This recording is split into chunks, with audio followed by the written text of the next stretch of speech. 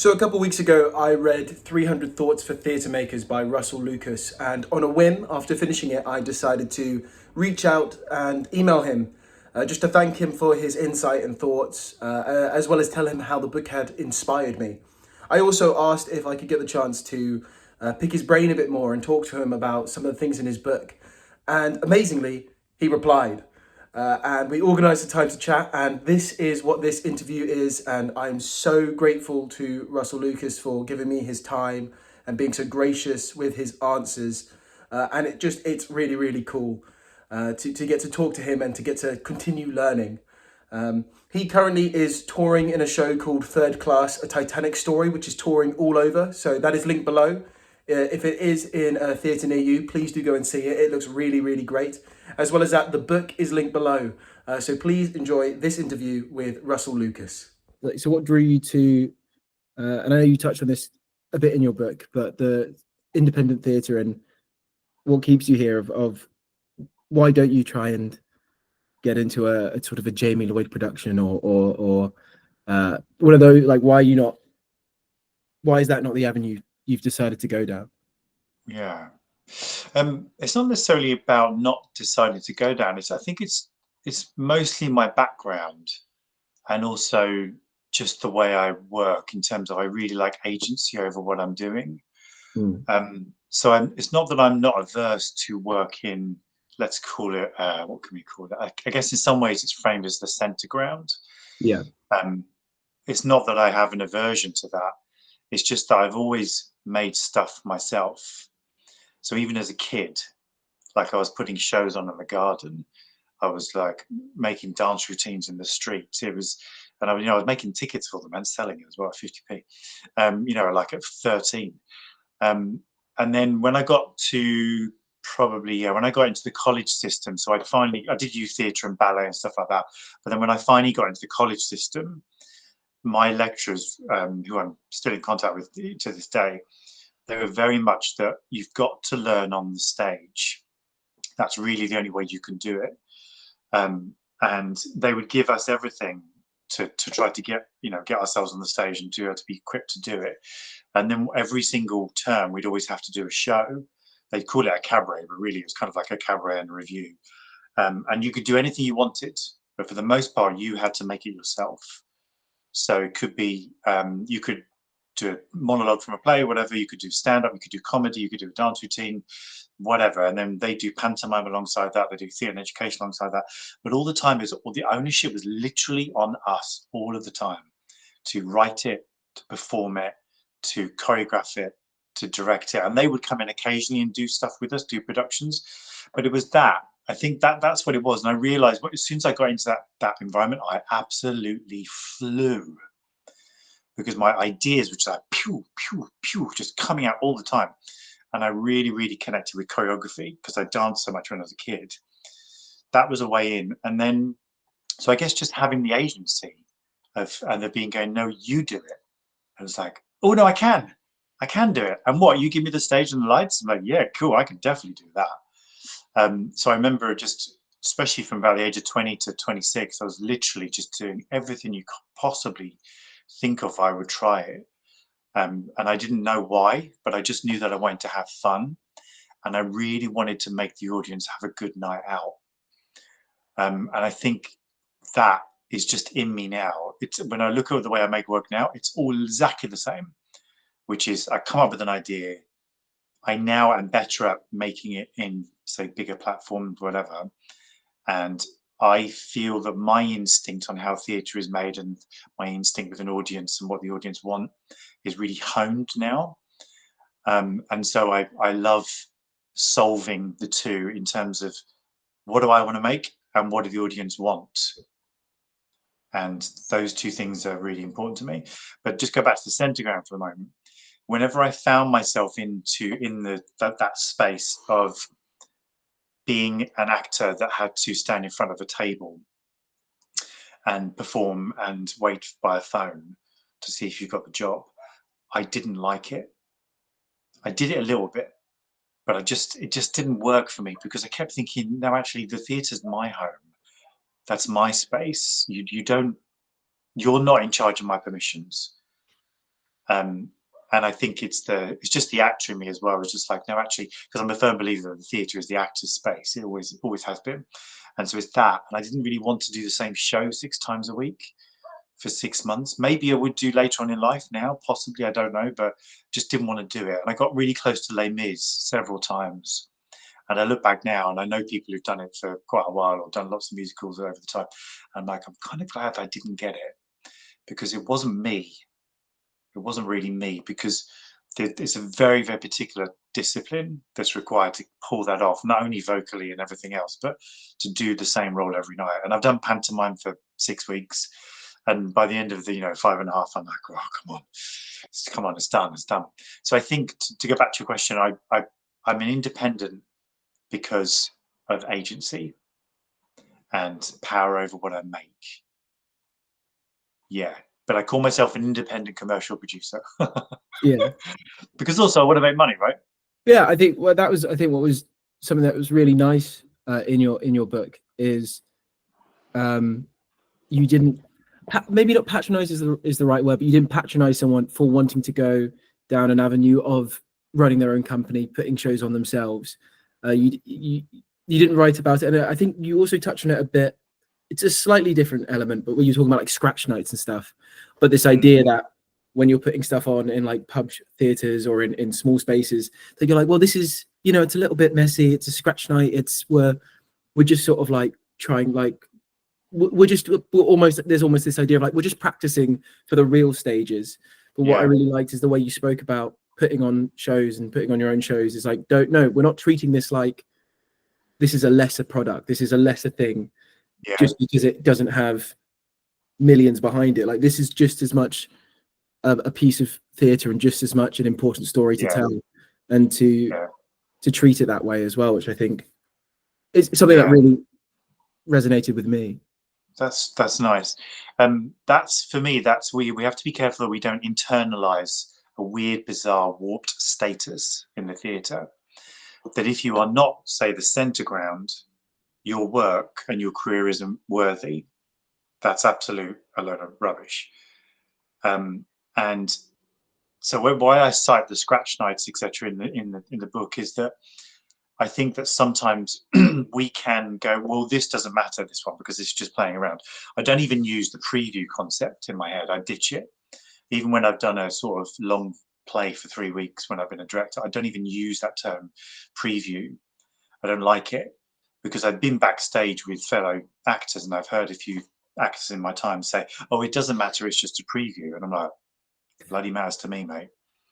This is just as important as any other night. They've all paid their money.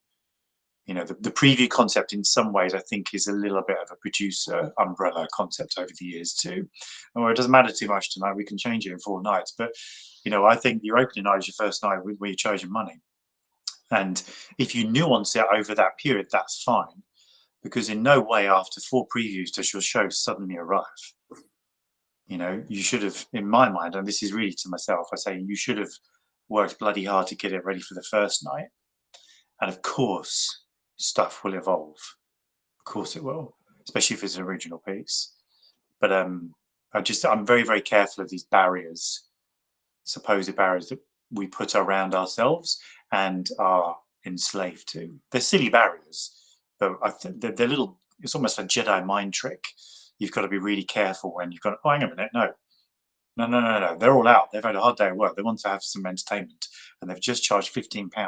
I'm doing my job really bloody well tonight. Yeah, maybe. Oh no, I think completely.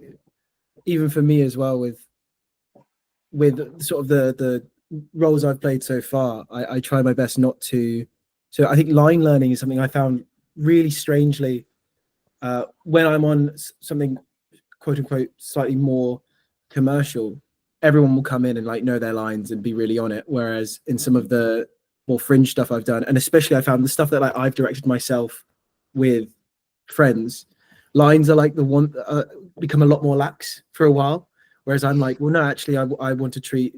I mean, that at the end of the day, that's going to be the show. That's going to be the story. Is I want to treat it, no matter what project I'm on, treat that with that weight. I had the sorry if you had something to add to that, or No, I think it's really nice what you're saying. It's a responsibility, isn't it?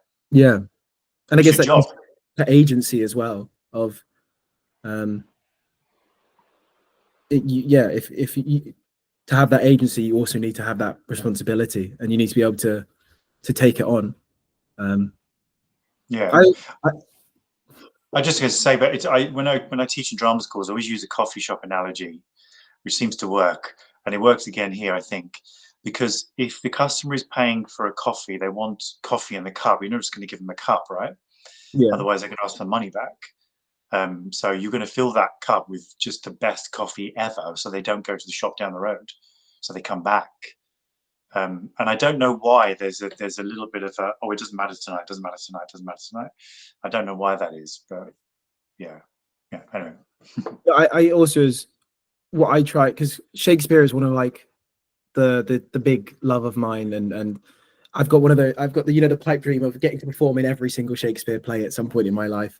And what I found is really sort of enriching for me as an actor, regardless of like career wise, but more just as a sort of the sort of creative, is whenever I get the chance to say any lines of Shakespeare, treat them all with the same weight and the same sacredness. And that I've like even going as far back to like A level, we did Othello, and I got to, when we read through, I had a great teacher, Mr. Offen, who made sure whenever we studied a scene, we'd read the full scene. He'd cast the scene each day and would read the full scene through and before analyzing it. But he let me play Iago for the entire play. And like in my head, obviously when you in rehearsals and stuff, there's more collaboration, there's more exploration. But for all case and purposes, I got to play Iago for Right. 6 months, and like I found that that's such an exciting, enriching way to engage with stories and with characters, is just to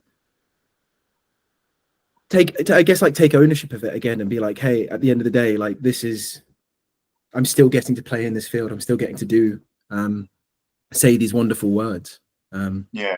You're a wordsmith. Yeah. It is.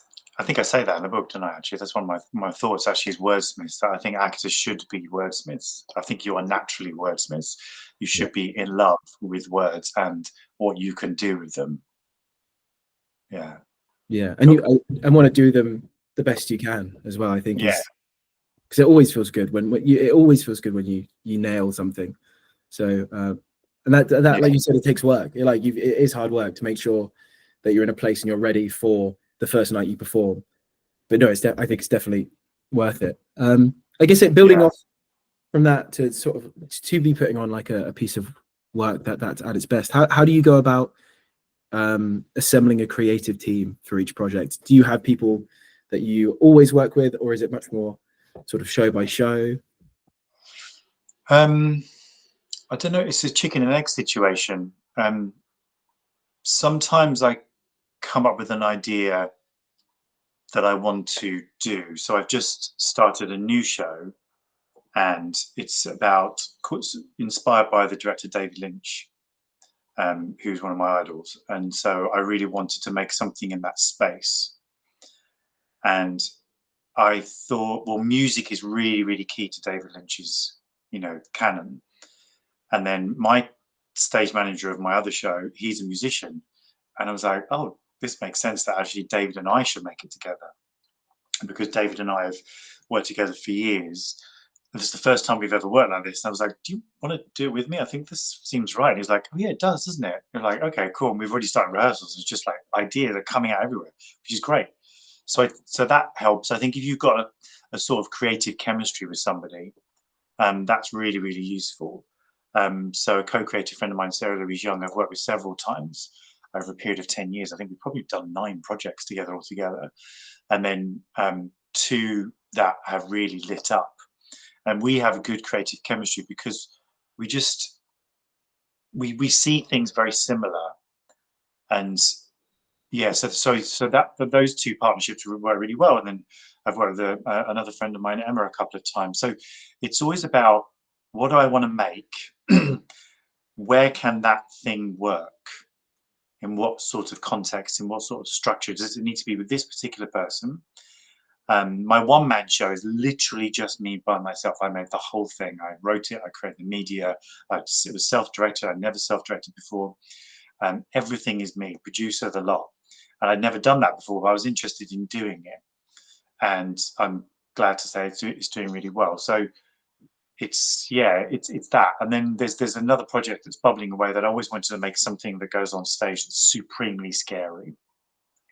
Not like jump scare, but something. And that's bubbling away. And I don't know how that project will come out. I will wait for the idea to come, and then I will say, right, that's on my own, or that's with so-and-so, that's with so-and-so, that with so-and-so. Who do I need to get the project on, or what do I need? Do I need a space? Do I need a theatre, etc.?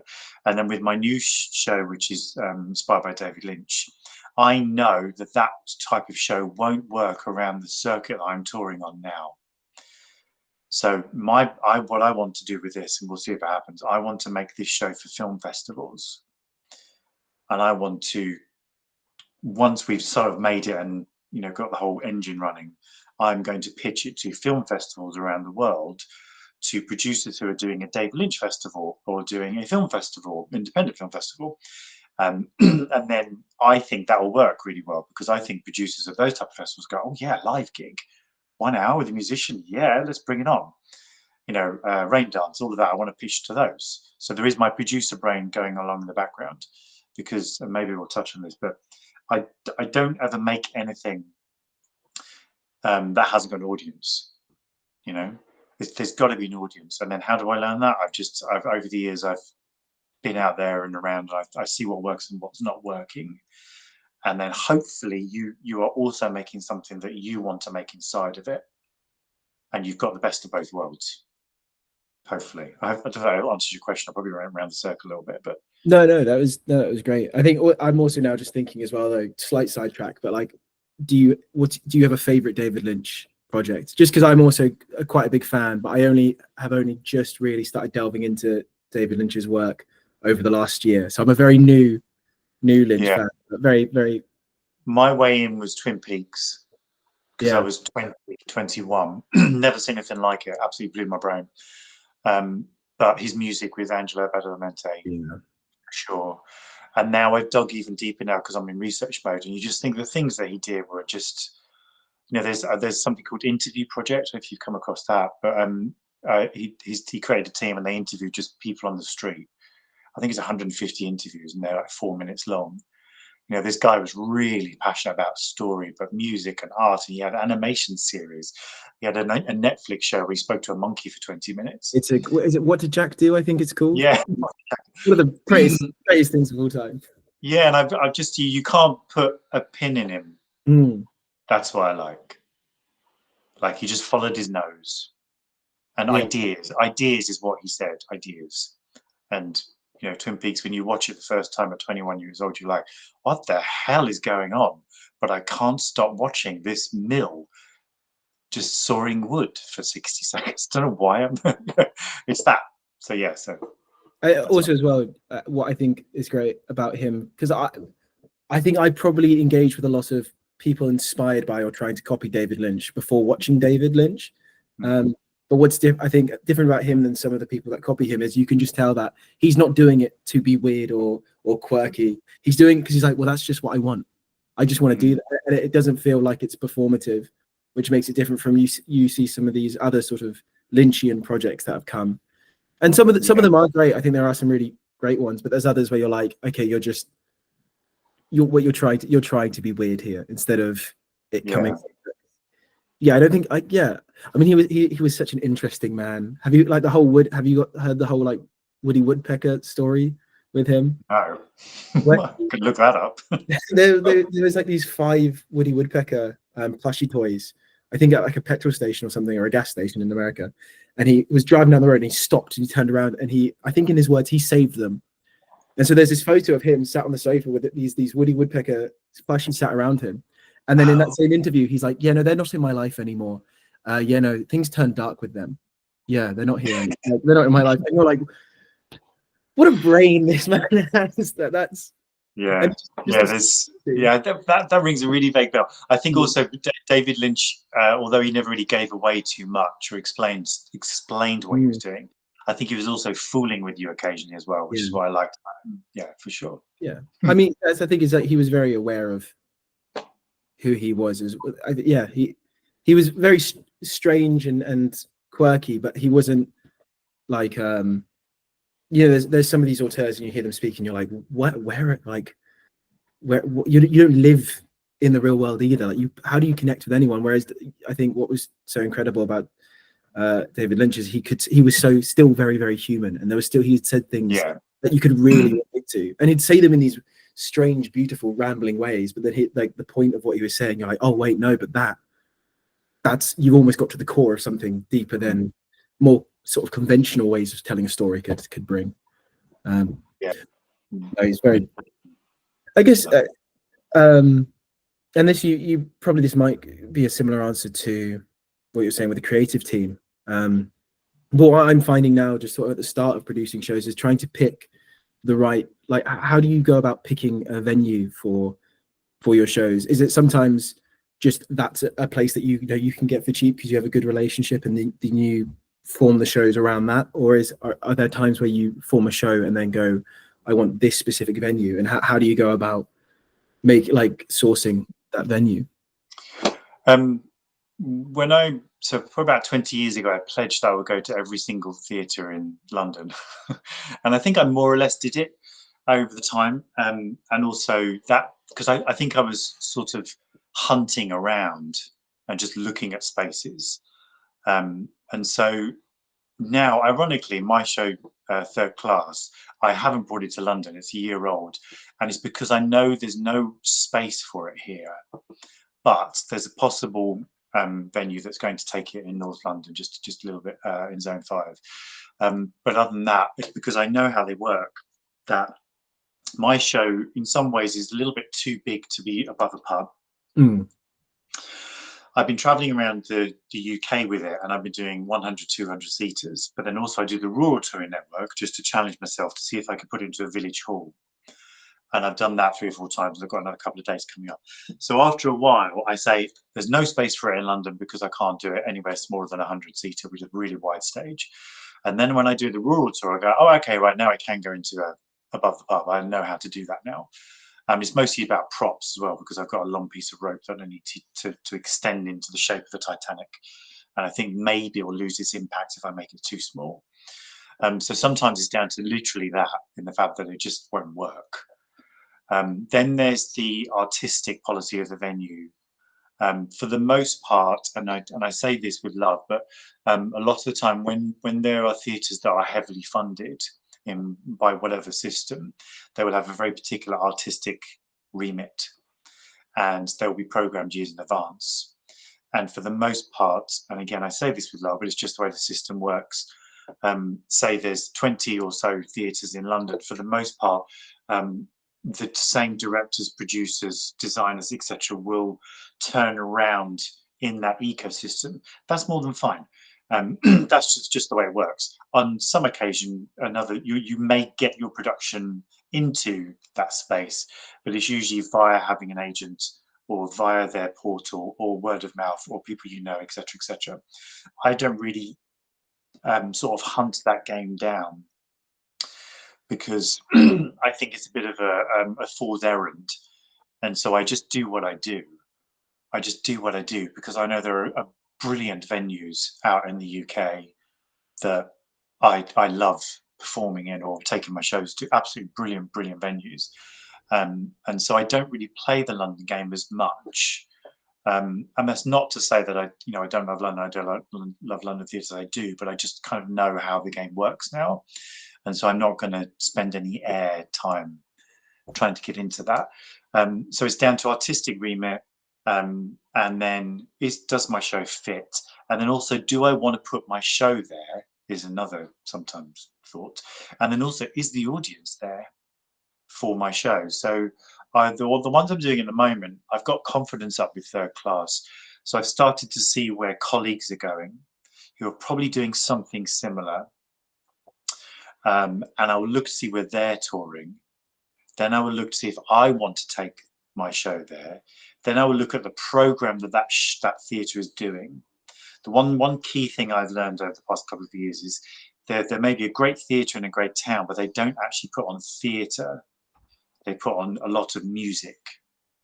And that means that my show won't necessarily have an audience for it. Now, that's not necessarily mean that there isn't an audience for it. It means that theatre has cultivated an audience for music. Now, I've got a date next year in Wales, and the artistic director of that venue said, I actually want to put more theatre on in my venue, so will you come and do it? And I was like, yeah, great. That's good, because that means they're going to be kind of a stakeholder in it, because she wants to actually get that show to sell there. And then there's the lovely space for Theatre 7 in Shrewsbury I just did last week.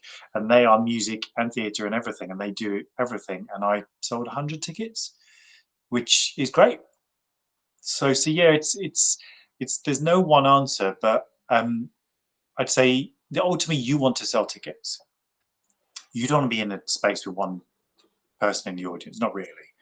So I think that's homework for you. But I think sometimes there's a balance of like going, this is the type of show I want to make.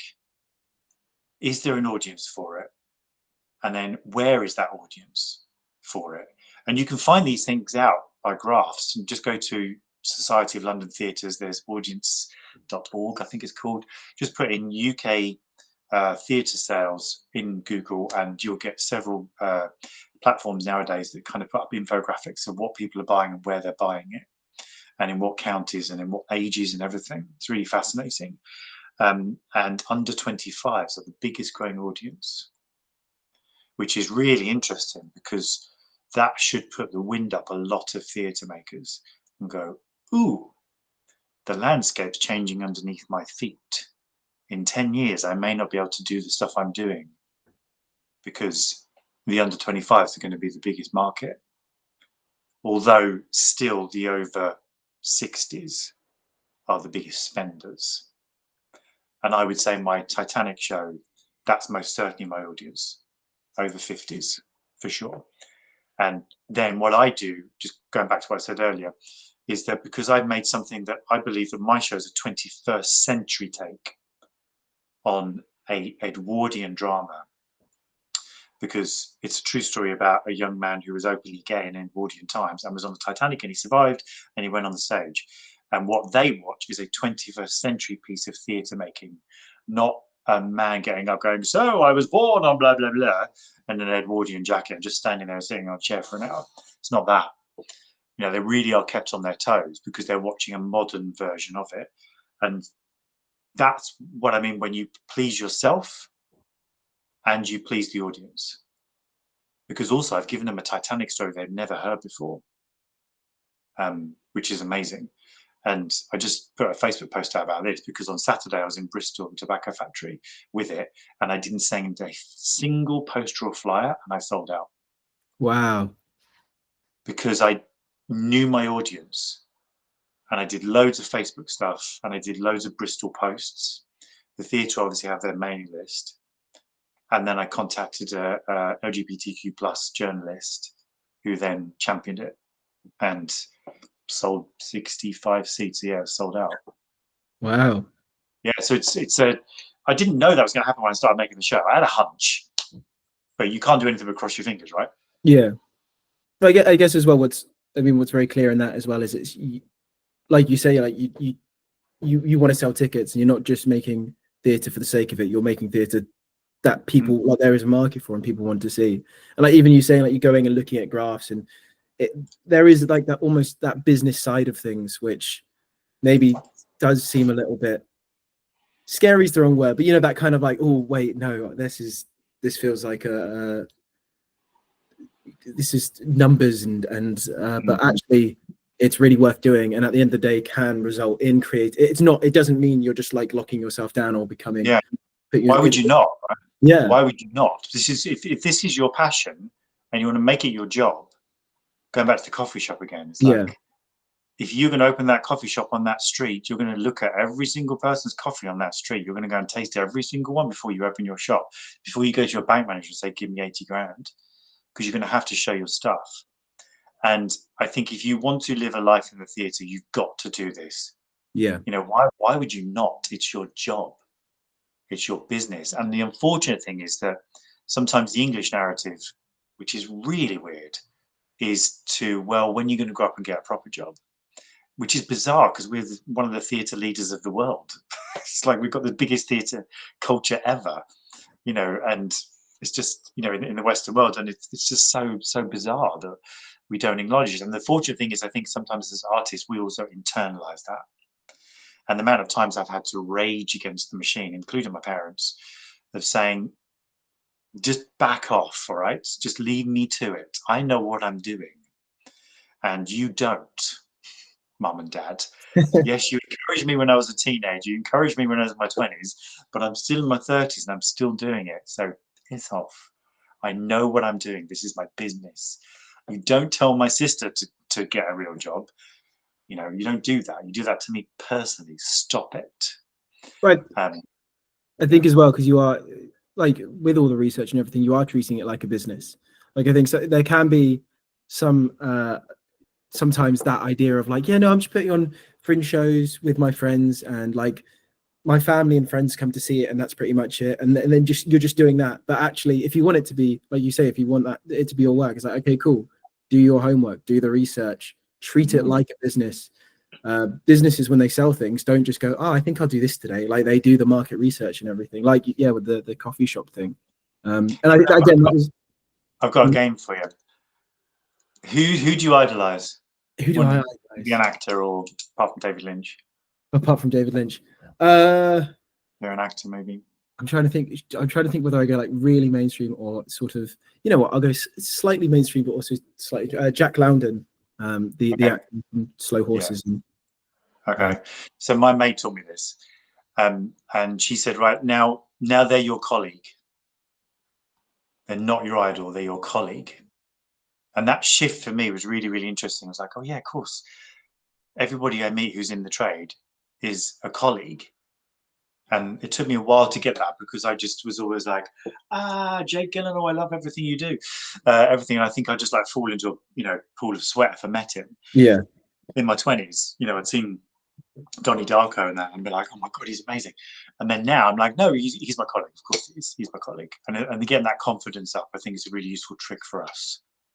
And I do believe that if we can, actors that I've seen, maybe my age or even younger now, performers, makers, writers, for the most part, the ones that continue to do it for the rest of their lives are the ones that took it really freaking seriously from the moment they had some control, and they weren't mucking around. And you could tell they were not mucking around. This was not going to be a hobby. After they graduated, they were not going to go back home and do some other job they didn't hate. It wasn't going to be that. They were definitely going to work. And it's discipline, I think. Yeah. Oh no, I think, yeah, because it's also, it's doing the bits that aren't fun sometimes. Like, yeah, but that will result in you being, yeah, doing it for the rest of your life. Yeah. So like the play you're doing now, you're touring. I was looking at your website, all the different dates, and you are like all over. How do you find a show, like building a show that tours versus building a show that kind of plays for a week or two run in a singular theatre? Is there much difference in that, or? Because I change hats, I go from directing to acting, but always producing. As an actor, because I'm touring as the actor of this, although I'm producing it as well, so I have two hats. But I always take David with me, a technician. That's the one thing, the immovable thing. I have to take David with me because he's my wingman. And when I turn up to a theatre, I don't want to have anything to do with lights and sound. I just want to act. And then occasionally he'll call me in for maybe some thoughts or whatever. But other than that, and it's worth it. Paying him as well out of the income because of that. And so I really like touring, going around to different theatres. I did it in the 90s with Theatre and Education, did it a lot, 6 of us in a van, which I think now is probably called more applied theatre or community theatre. I love that because you just get to see so many theatres that are around the UK, which you never see. and some beautiful ones as well. Like just, it's just gorgeous. Like proper red plush seats and red carpet up out of the wall. So I really like that. Obviously, you can get into the idiosyncrasies of the town itself where you're in. So there might be no food, or the tech doesn't work properly. All of that sort of weird stuff. But for the most part, 99% of them work fine. And then I've never done a long run of a play as an actor, not for a long time. I've been as a director. But I found that it's really interesting experience as a director that you have obviously worked for 3 weeks, 4 weeks, whatever, as rehearsals.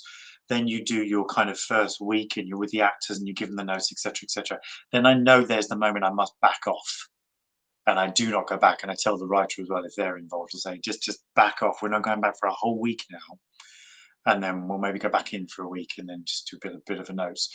And I enjoy that. But I'm not the type of director that will keep on tweaking, because I'm an actor as well. I've definitely said to performers in the past, which I think freaks them out a little bit, I say to them, this is up to you now to sort this out. I've definitely sent a few emails and said to them, these are my minor notes. Other than that, a couple of things I think you need to sort out. I think you should take this now and run with it, because I think as an actor, I want that too. And I really believe that. And I think that it's trying to get rid of the subservient actor mindset and the fact that actually, what do you think? You're the person, you're the manager of the role, you're the wordsmith, not me. You're up there, not me. Sort it out.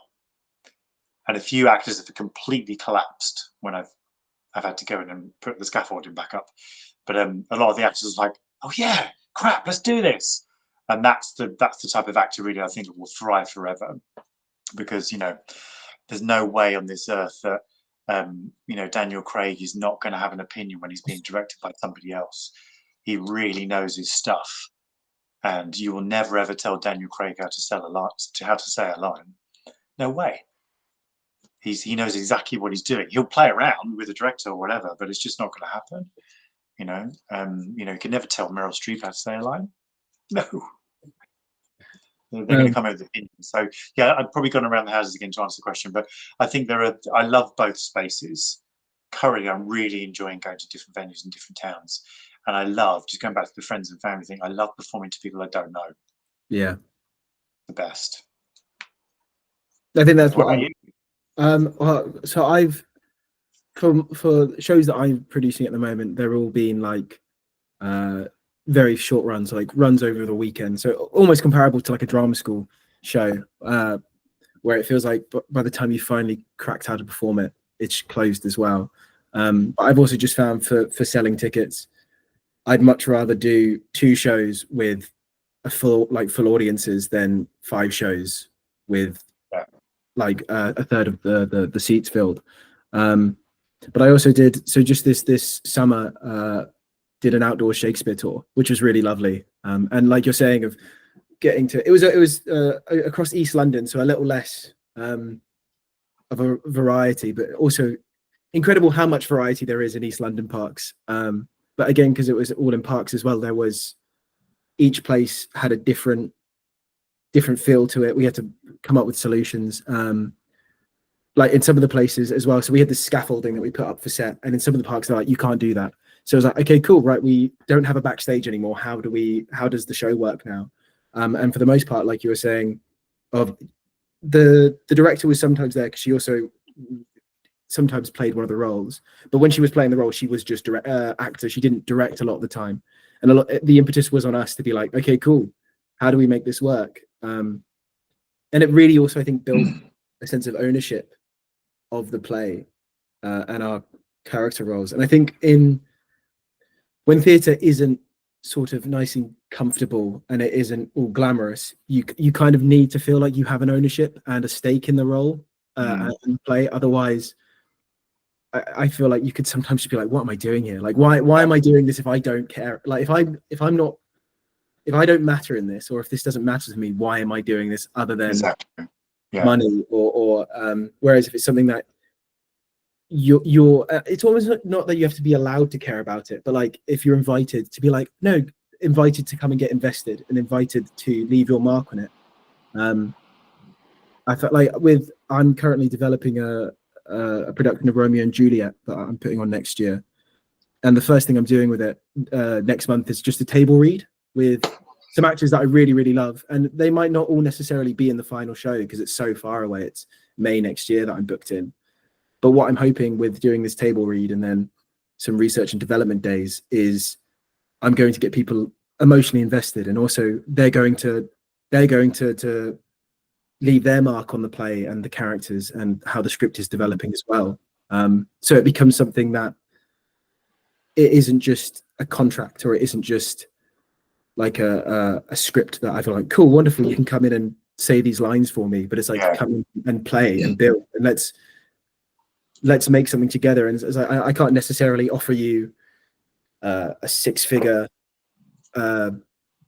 salary, but what I can offer you is the chance to get to engage and get to collaborate and get to leave your mark on a show. And you get, like, I feel like because with all the shows that I've produced so far, I feel so honored and so grateful for anyone who spends any time on it and dedicated to it, that I want to make sure that they get something out of it as well. And I think that's something I think what I internalize is, I get, not subservient is the wrong word, I think, but I get very apologetic, and I'm like, I can't, like, I'm so sorry for offering this to you because it's just me and I'm so measly and I can't really offer anything. And I go, well, no, actually, if I think about it, I think like the shows I'm producing they're good and they're fun, and they're a chance, especially with the Shakespeare's, like that's a chance to play sometimes a big classical role, and remembering that my actors and my collaborators are also, like, they get something out of it as well. Like, it's not all they just are pouring themselves because out of their selflessness. Like, no, they're getting this experience too. They're getting this opportunity. And I found like when I've started, that's what I'm having to sort of like undo in my internalized self-consciousness is being like, no, I'm also offering something of value. And it might not be purely monetary value, but it is this experience, this show, the chance to explore and build this. Skin in the game, isn't it? Yeah. You're offering skin in the game, is collaboration. Yeah. I think even when I'm in a paid framework, like I've been hired as a director, which is very rare. I tend to set up the system myself, but I'm definitely that ilk that everybody should be collaborating. But also, I said this the other day to a friend, I said, I think directing is still a dictatorship. I think it still has to be a little bit. Yeah. Otherwise it becomes a little bit vague. For me anyway. I've always preferred the hierarchy. Like at drama school, we did a month of devising, which was, I found very, very difficult and rough because there was no hierarchy. Like, we were put into groups and there was like, cool, and now each week we devise something new. But because there was no director or there was no sort of person who was given the authority to like go, okay, cool, this is what we're going to do now, we'd spend 3 or 4 days just doing everything and thus nothing. And generally what would happen is on the final day, someone in the group we'd all just sort of collectively decide, okay, cool, you're quote unquote the director for this, because at the end of the day, we needed a finished product. We needed a story. We needed something of some kind. And when there was like 7 people all trying to lay the track down, the train could never drive because we'd always be swerving off in different directions. Yeah, which is the birth of the director, isn't it? That's exactly what it was. The directing role was birthed from the actor, an actor to step outside of the company to look at what's happening. And although the kind of democratic way of making theatre, I get that, but I don't see any evidence in the real world where most companies are sort of collaborative and no one's the director. The market shows you that most productions always have a director. For the most part, or at least somebody who's directed at some point to come in and say some stuff. I think it's very, very rare you get a theatre company without a director that also is producing really good theatre. That's the caveat. It's whether it works. But yeah, who knows what the evidence is. How have you found? So you said because I've done every show that I've directed so far. I've also been in, so I've done quite a bit of self-directing now. How you said, is this the third class is your first time self-directing? How have you found that? Is that really, really liberating, because of doing so many years making small cast shows. When I was younger, I could always visualize stuff on stage. I remember I read a screenplay once, and I was reading and I could see everything on stage, how I could make the screenplay onto the stage. And then it's the same with choreography. Whenever I'd hear music, I'd see moves, whatever. And so I think that visualization is what is at the core of my directing skill. And so with third class, I could see stuff. I knew I wanted to use a massive piece of rope in the whole show. And I went and found, I used to go and practice in the park with this rope. What could I do with a piece of rope? And because of my choreographic eye, I just would go, right, that makes that shape. I can move there, I can move there, I can move there. Then there's the self-editing thing, which I really enjoy editing, and writing the book was a massive lesson in editing, because I'd be given my notes from the publisher and I'd have to edit. And then just over the years, writing scripts as well, just editing, that was really part of my skill set. And then I would say when I'm on stage, I'm still directing, because the actor should self-direct when you're on stage. So it's a curious thing, but I think it's helped that I've directed for 30 years that I can do this. I do think that's really something. So yeah, I really, really enjoyed it. So the one I'm doing now with David it'll be both of us, this Lynch show. I will have overall sort of view, because he's a musician, he wants to just focus on the music, and I'm going to have to create that relationship. My director brain is going to have to create that relationship between the music and what is seen on stage, and then there's a performer in me that's going to be doing it. And so I will be the director of it, kind of, but he'll be the music director. So then I've got to collaborate with the music director, blah, blah, blah, blah. So yeah, we'll see what happens. But yeah, I was saying the other day, I really want to get back to directing a play. I haven't directed a play for quite a while, with 6 actors. It's time for me just to go back into the dark. Yeah. I'm looking forward to that. With somebody's text has been published for 10 years or whatever. I'm really looking forward to that happening one day. Being able to, after opening night, being like, cool, wonderful, I can just... Yeah, I'll see you in the park. Yeah. But then you come down for their pub drink, you're like, I'm already 3 pints in. So it's yeah. I was going to offer some books up if anybody's watching this, just which relate to my book and our conversation. So if you haven't read it, you should always read True and False by David Mamet. Especially if you're an actor, you must read this book, because he kind of takes down a lot of the sort of hierarchies that are built around the actor. This one by Stephen Jeffries, who's no longer with us, unfortunately, but playwriting, it's one of those books where you just go, oh yeah, God, yeah. I mean, I've been watching plays all my life, but I only found this book about 3 years ago, and it was so clean and so clear. It's the first time I'd gone, oh yeah, it's kind of what it's all about. And then this one's useful. There's no cover to it, but it's called Misdirecting the Play, by Terry McCabe. And I think that's really useful for writers and directors. It talks about the relationship between the director, the actor, and the playwright, and who's in charge and when. Nice. I think, yeah. And so I know some of those are listed in the thoughts as well, aren't they? Yeah. That just made me thought of. I know a book that I found really useful and kind of like you were saying with the second book there, How Plays Work by David Edgar, which I know it's quite funny because with the echo chamber of so at my drama school there'd be the books that everyone read. So in my head it's like, oh well, these are the given books that everyone's read, and then you realize every drama school and even every year have their books. But that was one of those ones that everyone in my year sort of read. So it was one of our sort of Bibles. But it's so interesting hearing more, like there's always more books to read, and Yeah, even on the same subject, but they'll come from such different angles that yeah.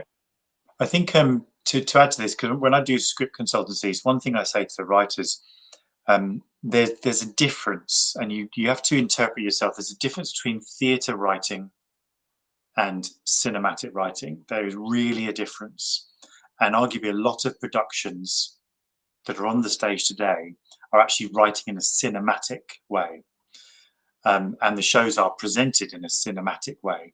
You can just listen to the sound design of a lot of shows these days and like, this is a film. It should really be on cinema, on the screen, or it's even a radio play. There's such a difference between the dialogue, and I can't always square it properly. But I think that you just remember, whatever you write and whatever you make, you are in a room with 300 other people, and they are literally in the palm of your hand. They're not on a couch with, you know, a bag of donuts. They're in the room with you. And I think if you can think about that when you're typing your lines, I think sometimes that can anchor you better. Just trying to keep our conversation into the actual skills of theatre making, is that there's something about the actors on the stage and every single line that comes out of their mouth, the audience are like, that. And I think as a writer and as an actor, if you realize that responsibility is literally in your hand, it will terrify you first, and then hopefully hone the way you write or the way you deliver a line. And there's a game going on in the room as well, because the audience know this isn't bloody real. They know. The age-old adage is that if an actor goes onto the stage and says, "Good evening, I'm a tree," the audience go, "Okay, cool, go. I've paid you money, entertain me." And it's that literal. That there's something about that weird, crisp energy that's just out there in the theatre space, which is just bizarre. And I remember a show that really got me once. It was called Shock-Headed Peter, which is a kind of a steampunk musical, probably about 20 years old now. And the wonderful actor who came out, and he just stood there, complete macabre looking clown, and he just went, "I am the greatest actor in the world," and stood there for 5 minutes, and the audience were just collapsing in laughter. And in the end, he kind of realized that he wasn't, and then just walked off. And it was just the weirdest 5 minutes, but unforgettable, because there was so much going on. And yeah, I don't know if that's going to be useful to anyone, but there's just something about it that you've got to acknowledge you are in a room. And that's the point of the word play, right? It's a playhouse, play, etc. And, you know, theatre is the seeing space, isn't it? I think, no, that's because I started more in film with I studied at the Brit School, and at year 10 I was looking to apply for both film and media and theatre, because I was really interested in both. And I think really at the end of the day, it's like storytelling is that's what I like. Even like as a kid, I would make short films, I'd make short plays, I would write books. Like I would, it's like, I think because at the end of the day, story is what excites me above everything. But I think film really is like sort of my first love. And I remember it applying at year 10, and I just, because for the application for theatre, it was like, so what is theatre? What is the importance of theatre? And looking back on it in hindsight now, I realized, oh, actually, I just saw theatre as film that you can't edit, you can't do cuts, you can't have visual effects.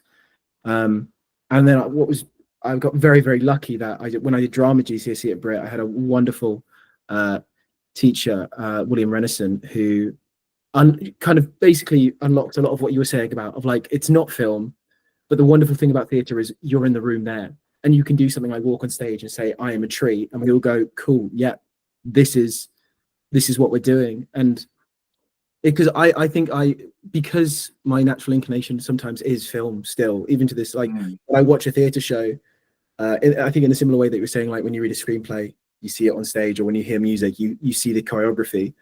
When I watch a stage play, so many times I'm watching it and going, this is how I'd adapt it into a film. And a lot of the time that does really work.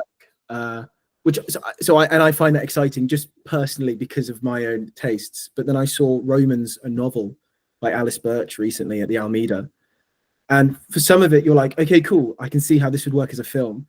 And then there's just points where the way that she uses the form of theatre and what they do on stage, you go, okay, this has to be a theatre show, which is so exciting when you're watching something and you're like, this is the only form. And I'm sure if Alice Birch decides to adapt it to a film, she'll find a way to do it because she's very intelligent. But for like the most part, this is the true way the story should be told, or the right way. And like you're saying, like with the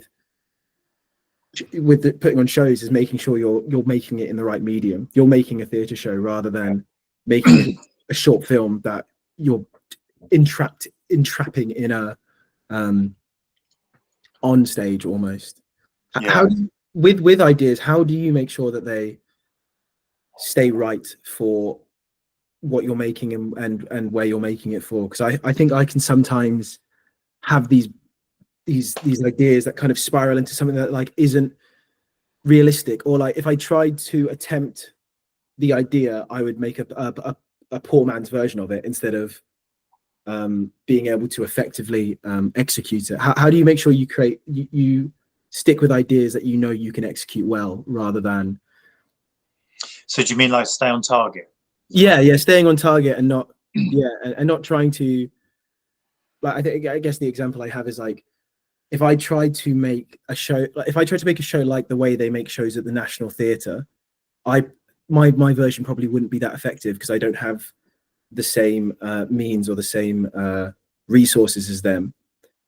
Whereas if I make a show like of a different ilk and using what I have and stay focused on that rather than trying to stretch things too far, or I guess that thing of like something that I'm not, make a show that this isn't going to be, kind of thing, if that makes sense. Yeah, I'd suggest to you that you do have the resources that they have to write a play, because it's just imagination and your computer and words, right? You know, not to dismiss what you're saying, but the basics are the same, because they also have plays that don't do so well because they may be badly written. You can most certainly write a play for the National, but it just depends when you're ready to do that or whatever. It depends on your targets or whatever. But just to think about how do I stay on target, I think it's the discussion. It's the discussion of what I want to make and what am I passionate about that I'm making. So with Third Class, I knew I wanted to undo the narratives of the Titanic disaster. I'd done my research. I'd found one academic book. I think it's called The Reframing of the Third Class Narrative or something like that. And that book was like, whoa, that's exactly what I want to do. And it really told some truths that weren't out there. So I got into that book big time. Then because I was most certainly a fully paid up Titanic when I was a kid. So I just kind of got all those books when I was a kid and reread them, etc., etc. But all the time I was playing this dude who actually lived, and went onto the stage and really like pissed some people off because he would tell stuff that they didn't want to hear. And because he was third class, it was weird to hear somebody from no money talking about the posh people who are supposed to be brilliant. And he was saying, no, this guy got into a lifeboat, he shouldn't have. You know, most of third class people died that night, and yet he survived. It's that. And so it got the rebel in me out. Then I knew there was, or I feel that in the kind of world that we're living in now, in the zeitgeist, there is that. There is this. We want to actually take down a few people now, that we want to, culturally, we're going, you know what? We don't think you should have as much money as you have. We don't think you should have as many platforms. There's this weird sort of societal equilibrium happening, or at least wanting to happen. I don't know. And so for me, that's what I was always serving, those kind of gods, if you like, that I needed to question narratives of the Titanic. I wanted to assert the third class narrative. I wanted to destroy a lot of the myths of the Titanic. The third class were not locked below. It's a lie. It's a Hollywood thing. And there's this wonderful channel I found on YouTube, which shows the Titanic tropes in every single film that's played out. And then when you really seriously read up about it, all of it is just Hollywoodized. And that's what I wanted to undo. So then my passion was like, yeah, I'm going to get him, I'm going to take him down. And that's what kept me on target. And then what helped was, because he was a Londoner, my family's a Londoner, I knew how to talk in that vernacular. I know that type of kind of not East End, he was a North Londoner, but I know that North London, East London vibe. My grandparents were that. Like, all right, mate, how's it going?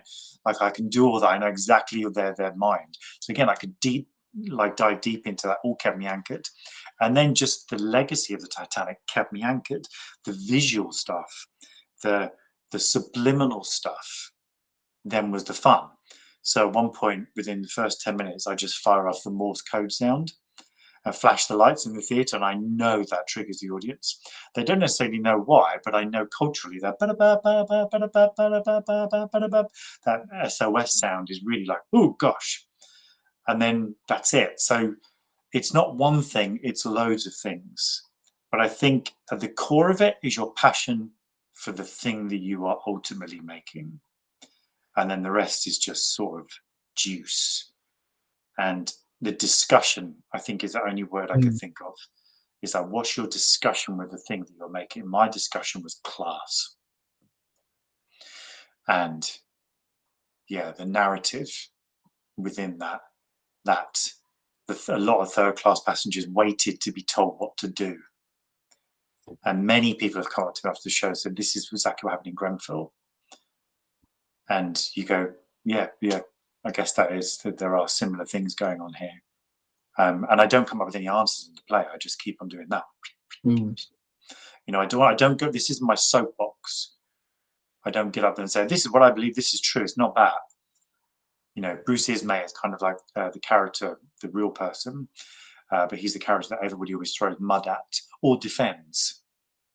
And I know that in the Titanic space that people discuss, it was his fault. He shouldn't have gone into a lifeboat. And the others go, yeah, but he was a human. He wants to survive. Throughout the whole show, I keep doing that. The character, so Edward, who I play, I always say, yeah, but do I blame him? No, he just got in a boat. He wanted to live. So keep doing that, because then that's good. That keeps me on my game. And that discussion is vibrant then. I'm discussing, not telling. And so, yeah, that, again, keeps me on target, because there'll be people in the audience who disagree with what I say. And I want them to be heard as well. It's kind of duty, maybe duty. Yeah, it's duty, isn't it? It's what we're saying about all like business. It's duty to yourself. It's duty to your career, duty to the audience, duty to your future, etc. I was going to just finally add to some of the things we were saying, that in terms of career, it's okay if it's really messy. Freelance, no matter if it's theatre or whatever, freelancing is really messy. I know freelancers who don't do anything to do with theatre, they do other stuff, but it's seriously messy. And they have 10 pots on the stove, 10 streams of income. And sometimes they're waiting with, £100 in their bank, but they're waiting for £3,000 to arrive. That's not theatre, that's freelance. And I think we can sometimes, again, maybe internalize this thought of there's no money in the arts. It's like, that's just a load of bull. It's a load of bull. There's tons of money out there. What you've got to do is you've got to find where it is, because it is out there. And we all know the narrative. The arts brings in much more than football to the economy. And I tell students this, and they don't believe me. And I have to put it up on the stats and show them. And I show them the stats, and more people, 10 years ago, there was more people go to see shows in the West End than go to Premier League football. And again, this student went way off the mark. Her reply was hilarious. She went F off right in the middle of the lecture. So I put it up and I said to her, it's an unfair comparison. I said, because West End shows are on every single night at 7:30 in the West End with thousands, hundreds of thousands of people coming to see it. Premier League football isn't. And so it's an unfair comparison, but I give you the comparison because we presume Premier League football is big, huge, everywhere, because it's on every single pub. This is talking about in-person live attendance to theatre, West End theatres, absolutely why Premier League football off the board. And again, they're not comparable because they're different trades. But what I do it for is because of the way we receive the arts. Mm. We believe there's no money in it. Of course there is. You just have to learn how to find it. And also, don't do one show, do 5 shows. And it takes a while. You know, we've like, I've got 2 shows finishing this year, and I'm like, quick, I've got to replace them. You know, I've replaced one, but I've got to replace another one, which is the one I'm doing now. And then I'm probably going to do another one to replace that. So I think if you're going to really go my way, which is super, super independent, you've got to have 5 shows out there really and that will take you a while to get that. Some of them you can be in, some of them you can direct, some of them you can co-write, whatever you want to do, but just get 5 shows, not 1. Yeah. But you may luck out. You may luck out and write something that everybody wants. But at the same time, that'll only have a shelf life of maybe 2 or 3 years. You may get a television deal out of it, great. You still got to have some other stuff that's bubbling on. Yeah. And that's not specific. That's freelance. If you're a plumber, you've got to have 15 jobs, not 1. Yeah. No, that's a really nice way of putting it as well. Again, coming back to treating this like a career, not a hobby. And I think that's also a sentiment that you say in the book as well is yeah, if you in any other freelancer job, you don't the freelancers don't only have one freelance thing they do for a bit and then we'll just wait a bit until something else comes along. They're constantly working on things and spinning all those plates and all those hobs. And it gets better. I completely agree. When you're first starting out, it's terrifying. I did say to this lad, he came to a workshop of mine in Rose Bruford a couple of years ago, and bizarrely I found myself there. I'm working there at the moment. I've got a project coming up, and I did a couple of producing workshops with this lad, and I saw him just as he graduated. I think he was coming back to Bruford for a reason. And he looked a bit down. I was like, "You right?"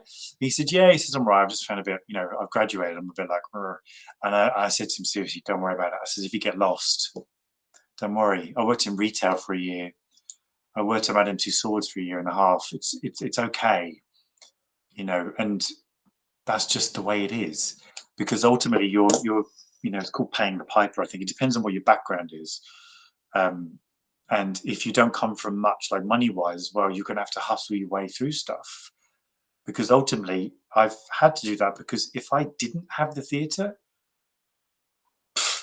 I'd be dead. I'd be what? No way.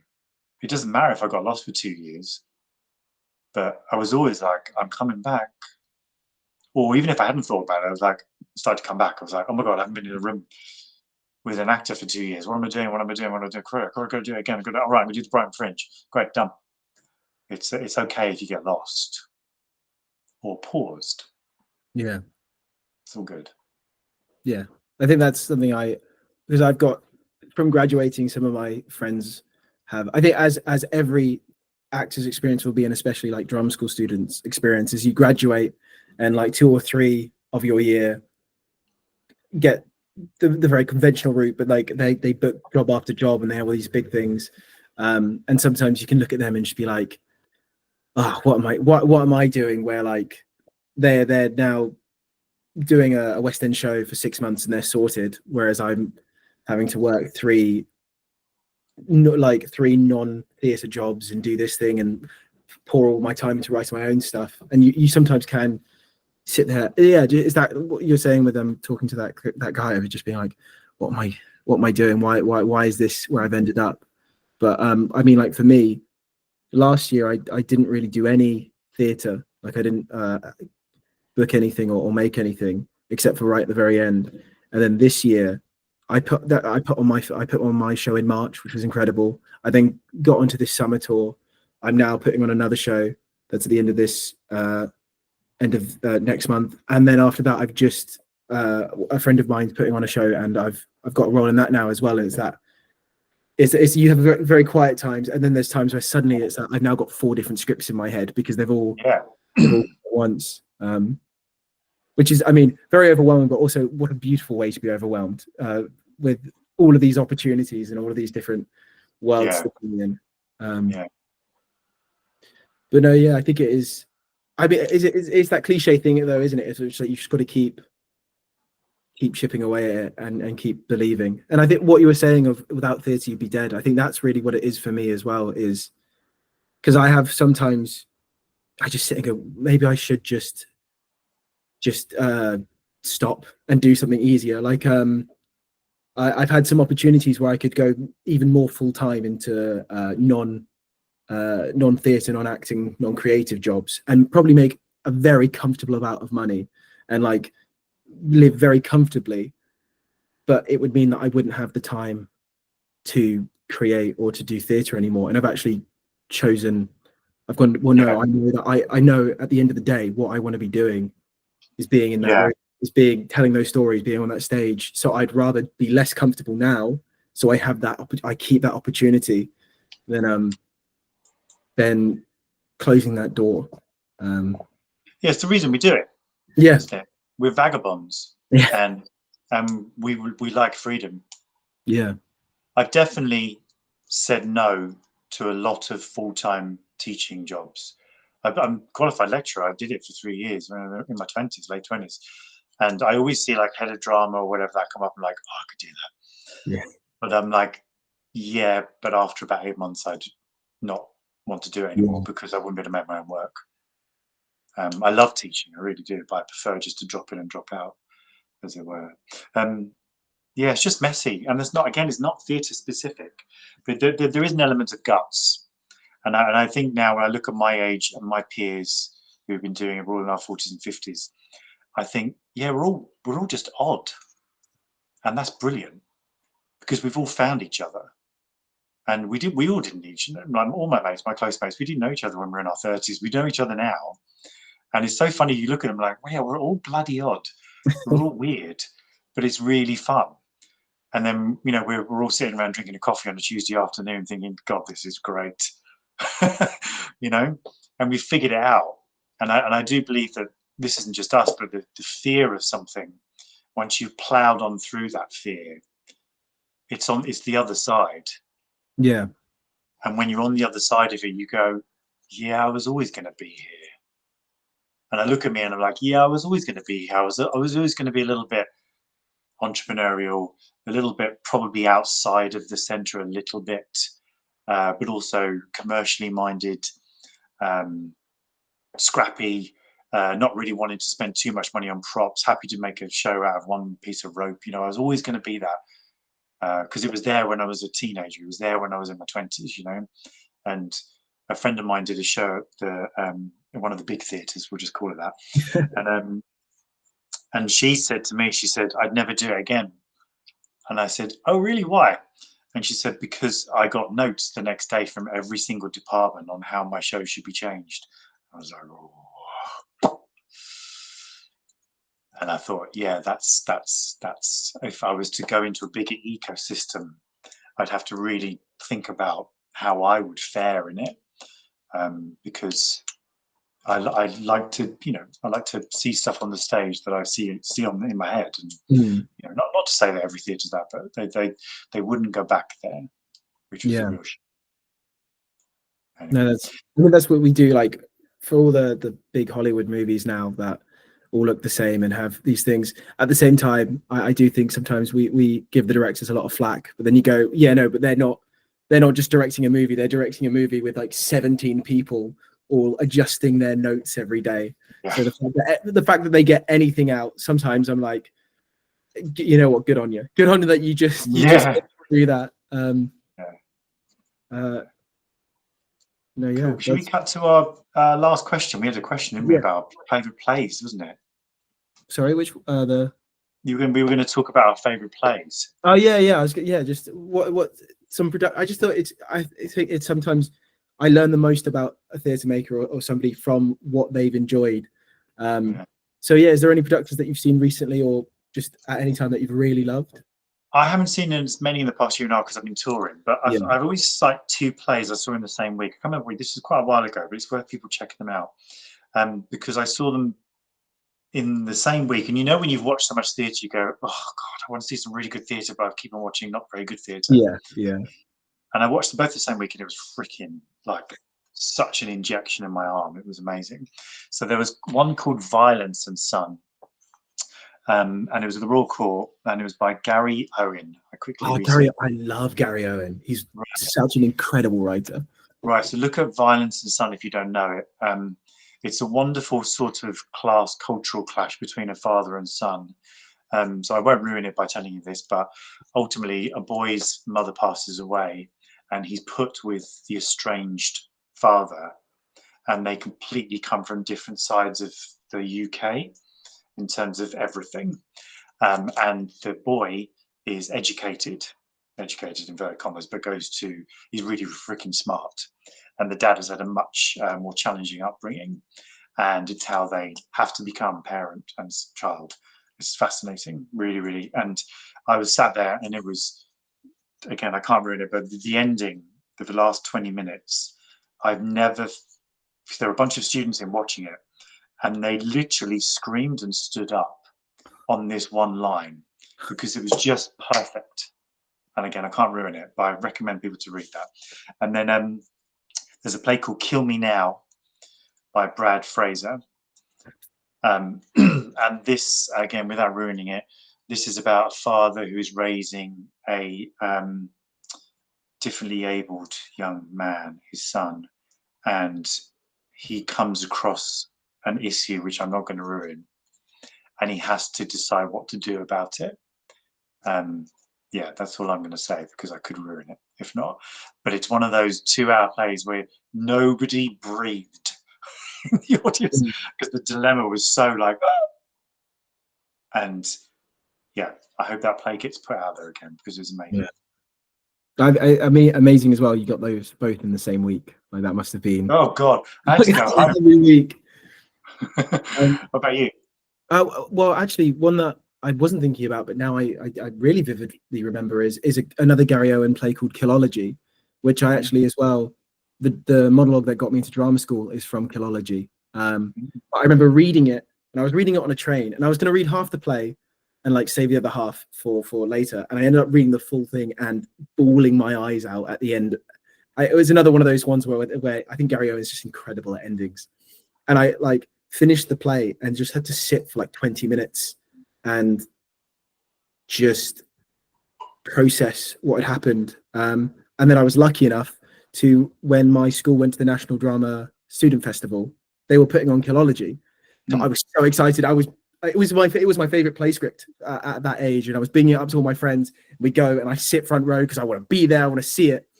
And it's Gary Owen, so it's a heavy play. It is a nasty play. Some awful thing. Well, nothing awful happens on stage because it's three guys just monologuing. Sometimes there's duologues. And at the interval, almost every one of my class left because they couldn't handle it, and they were like, "This is too much. This is disgusting." And the thing is, the second act sort of reframes so much stuff, and it's like it's one of those places where you need the second act because otherwise you're like, why have we done this? But I think it also kind of showed me that like I was like, oh, I'm a little, like you were saying, I'm a bit weird, I'm a bit different, where like that's what I loved about it, is the fact that it was really confronting and it made you feel a bit sick. And like when I got back, so I won't spoil too much, but it's about a guy who develops a video game, which is you get points for torturing people. That's what the game's about. And it's about this working class father and son and just what they go through. And there's a moment right near the start of the play about a dog and something that happens to a dog. And it's described in such excruciating detail. And when I got back to our dorm afterwards, all we were discussing about is like what the theatre writer had the right to do. And my partner at the time actually was like, he had no right to do that. He had no right to do that. And I was like, do what? Say, because all these, there was no dog was hurt on, there was no dog on stage. Nothing happened. Words were just said. But and for me, I was like, how incredible that someone just saying some words has caused this much of a and then that was like, man, and this is why theatre is incredible, because there's nothing like you said, when you walk on stage and go, I am a tree, we all emotionally engage with that. And like it's we can explore such like harrowing and such difficult things, but in a place that's like sacred and safe to, because we've all made this pact and we've all decided this is what we're going to do tonight. I think as well, like I know it's a slight tangent, but that's the whole thing with like content warnings at the moment. There's that's a big conversation, but I think I quite like them because it means as an audience member we all know what we've agreed to together, which so it means we can go places and push things because we've made that agreement and because that's what theatre, the power of theatre. But no, that was a really profound production for me and a profound play script. And then also like my next favorite play after that was The Pillow Man by Martin McDonough. So clearly I was in a sort of a dark, harrowing, but the sort of the skeleton key for every show I do is Robert Icke and Andrew Scott's Hamlet. It was my first Hamlet when I saw it at 16, front row. We got the rush tickets, and I'd never seen Hamlet, so I actually didn't know the story to Hamlet when I saw it. So I don't know how many people get the experience of being able to watch Hamlet without knowing how it ends, but I got to do that, and it was this version. And the more so Hamlet's, I mean, I think I'm literally wearing a Hamlet jumper now, but I realized how much they changed the play, and they were still so respectful of it, but they modernized some words, they swapped scenes around, they cut stuff out, they put stuff from the first folio back in. Like they treated it like a modern play. Like they didn't direct it like we're doing Hamlet now, and you know it's the classic and this is how it's done. They went, no, let's play with the script. I think even they removed all of the punctuation and capitalizations from the script so they could just be the words. And I think that ethos is really played into what I love doing, and I think what I really love doing at the moment, especially, is sort of what naturally is what Default Theatre's ethos has become, which that's the company I run. Is we taking classic stories or short stories that are in the public domain or we know and doing them in new ways. So with the Romeo and Juliet I'm doing at the moment. So probably about 85% of the script is Romeo and Juliet, but the other 15% are lines from other Shakespeares that I've used to form new scenes or new moments. And I think all of that stems back to that production of Hamlet. I want to say in 2015 or 2016, but that was quite eye-opening to me. Yeah. You should definitely read that. Kill Me Now. I think you're gonna like that. Yeah. No, it's both of them. I think Violence and Sun is like ringing a bell, but I think I read it right after Killology, so in my head, Killology is the one that is really stuck. But I did go through like a big Gary Owen phase as well.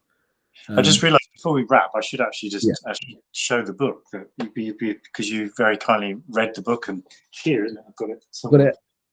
Have you got it? Yeah, earlier. Because that's how you reached out to me originally, wasn't it? That's amazing. Thank you. I mean, as well, kind of talking on what you were saying of guts and stuff. This here has been an incredible experience, and also almost quite affirming for me in the sense of just like reaching out to people and doing things, and I guess backing myself as well, of that thing of sending you an email, because the worst that will happen is you just wouldn't reply, and that's okay. And the best that's happened is this, and I've learned so much, and that wouldn't have happened unless I gone, screw it. I'll send an email. I'll try something. So thank you so much as well for replying. I think it's it's down to my young years as well, that I knew I wanted to be in that space, but I didn't know how to get there. And I'm from Clacton, which is just definitely not that type of place where you work in the theatre. Yeah. And I thought if you didn't know any Shakespeare, you wouldn't get in.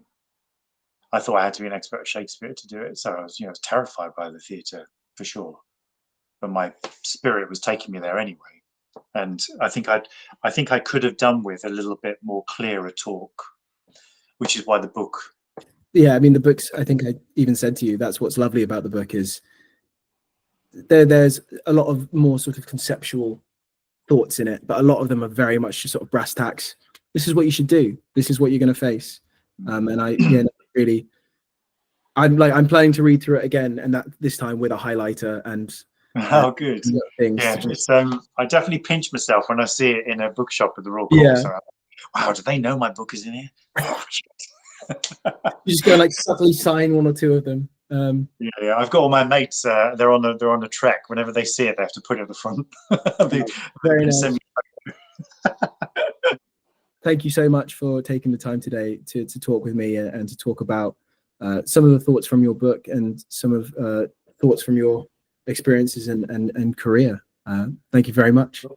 That's right. No, you're welcome. Thank you so much as well for talking. Theatre!